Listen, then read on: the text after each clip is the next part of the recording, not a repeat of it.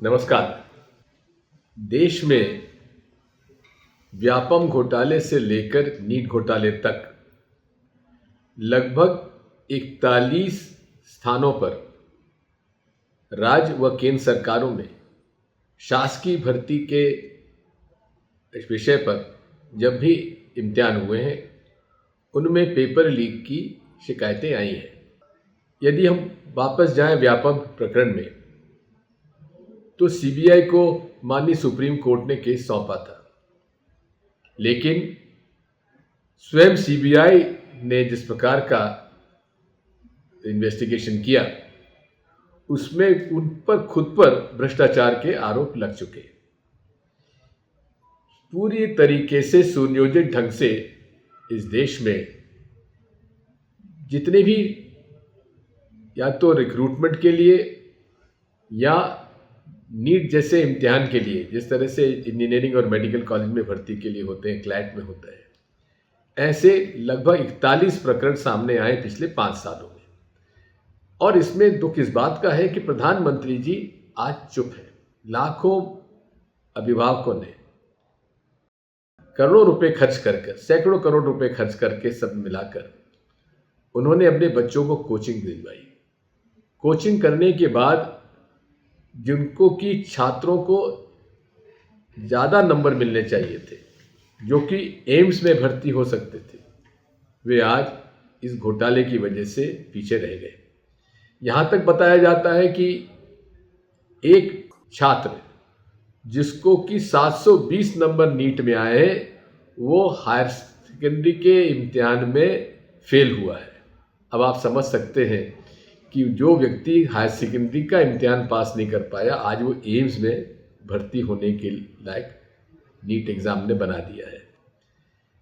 मेरे कुछ प्रश्न हैं माननीय प्रधानमंत्री जी आपसे और धर्मेंद्र प्रधान जी आपसे। प्रदीप कुमार जोशी जी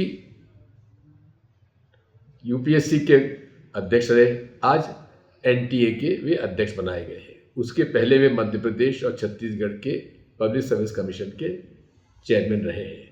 उन्हीं के अध्यक्षता के अंदर इतना बड़ा घोटाला हुआ है, लेकिन जांच के आदेश भी वही दे रहे हैं और वही जांच करेंगे।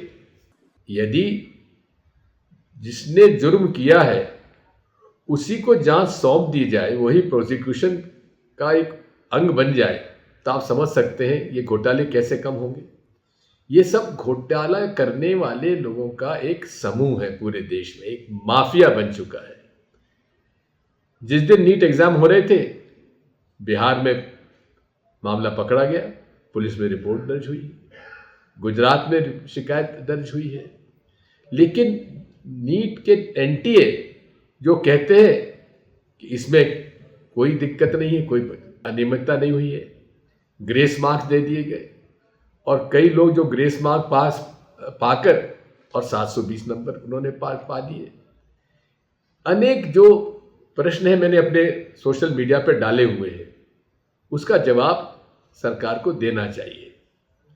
मैं तो कहूँगा कि माननीय प्रधानमंत्री जी, यदि आप वाकई में इस देश में निष्पक्ष भर्ती अभियान चलाएंगे सरकारी नौकरियों में, तो आपको तत्काल जितने भी डायरेक्टर्स हैं और जो चेयरमैन हैं एनटीए के, उनको तत्काल वहाँ से हटाइए और उनके खिलाफ कार्रवाई करिए।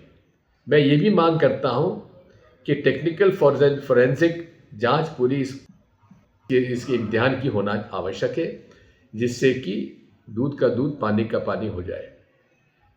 मैं आज इस अवसर पर माननीय प्रधानमंत्री जी आपसे ये भी अनुरोध करूँगा कि इस पूरे नीट इम्तिहान को आप कैंसिल करिए और फिर से इसका इम्तिहान करवाइए, क्योंकि जो लड़के 720 नंबर पा गए हैं वही आज पूरे के पूरे एम्स पे कब्जा कर लेंगे। आप समझ सकते हैं कि एम्स जो हमारी एक प्रीमियर इंस्टीट्यूशन है देश की और अंतर्राष्ट्रीय क्षेत्र में उसका नाम है, उसको भी आप लोग ऐसे लोगों से अगर भर्ती कराएंगे तो हालत क्या हो सकती है आप समझ सकते हैं। इसलिए साथियों, हम सबको इस घपले के खिलाफ आवाज़ उठाना चाहिए और इस घपले के खिलाफ आप न केवल आवाज़ उठाएं, लेकिन जन जन में जाकर इसको हमें एक्सपोज करने की आवश्यकता है, इसे उजागर करने की आवश्यकता है।